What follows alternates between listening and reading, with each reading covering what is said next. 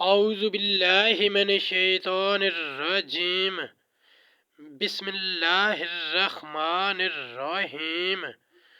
السلام علیکم ورحمۃ اللہ وبرکاتہ۔ طالب علم ساتھیو، اس سے پہلے والی ویڈیو میں ہم نے سورۃ النساء پارہ نمبر 5 کی آیت نمبر 84 تا 85 کے بارے میں پڑھا۔ اس ویڈیو میں ہم پارہ نمبر 5 سورۃ النساء آیت نمبر 86 تا 88 کا ترجمہ، تفسیر، عربی، شان نزول کے بارے میں پڑھیں گے اور قرآن کی روشنی میں اہم دینی مسائل بھی سیکھیں گے۔ لنک میں نے اس ویڈیو کے ڈسکرپشن میں شیئر کر دیا ہے۔ فرمان علی شان ہے کہ علم حاصل کرنا ہر مسلمان مرد عورت پر فرض ہے۔ اے اللہ ہمارے علم میں اضافہ فرما، آمین۔ سورۃ النساء آیت نمبر 86۔ وَإِذَا حُيِّيتُم بِتَحِيَّةٍ فَحَيُّوا بِأَحْسَنَ مِنْهَا أَوْ رُدُّوهَا إِنَّ اللَّهَ كَانَ عَلَى كُلِّ شَيْءٍ حَسِيبًا۔ ترجمہ، اور جب تمہیں کوئی کسی لفظ سے سلام کرے تو تم اس سے بہتر لفظ جواب میں کہو یا وہی کہہ دو، بے شک اللہ ہر چیز پر حساب لینے والا ہے۔ آیت نمبر 87۔ اللہ لا الہ الا ہو لیجمعنکم الی یوم القیامۃ لا ریب فیہ ومن اصدق من اللہ حدیثا۔ ترجمہ، اللہ ہے کہ اس کے سوا کسی کی بندگی نہیں، اور وہ ضرور تمہیں اکٹھا کرے گا قیامت کے دن جس میں کچھ شک نہیں، اور اللہ سے زیادہ کس کی بات سچی۔ آیت نمبر 88۔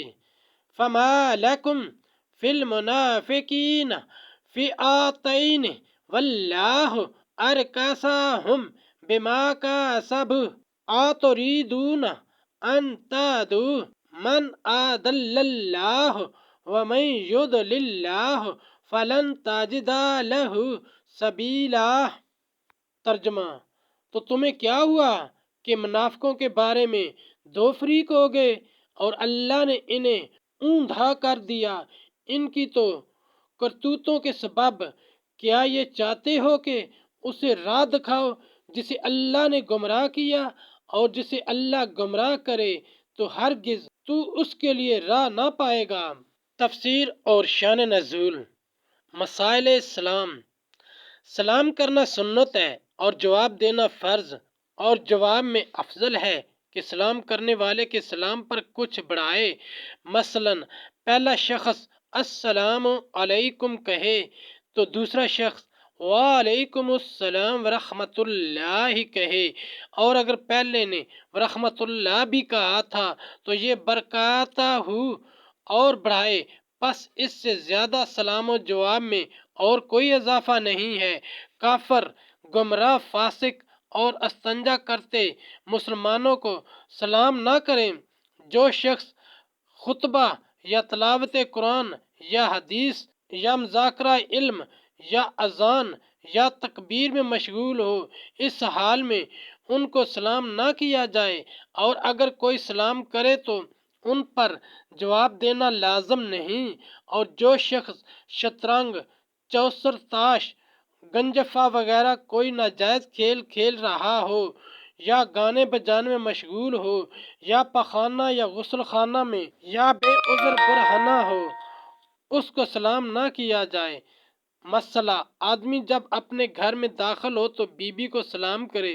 ہندوستان میں یہ بڑی غلط رسم ہے کہ زن و شو کے اتنے گہرے تعلقات ہوتے ہوئے بھی ایک دوسرے کو سلام سے محروم کرتے ہیں، باوجود کہ سلام جس کو کیا جاتا ہے اس کے لیے سلامتی کی دعا ہے۔ مثلا بہتر سواری والا کمتر سواری والے کو، اور کمتر سواری والا پیدل چلنے والے کو، اور پیدل بیٹھے ہوئے کو، اور چھوٹے بڑے کو، اور تھوڑے زیادہ کو سلام کریں، یعنی اس سے زیادہ سچا کوئی نہیں، اس لیے کہ اس کا کذب ناممکن و محال ہے، کیونکہ کذب عیب ہے اور ہر عیب اللہ پر محال ہے۔ وہ جملہ ایوب سے پاک ہے۔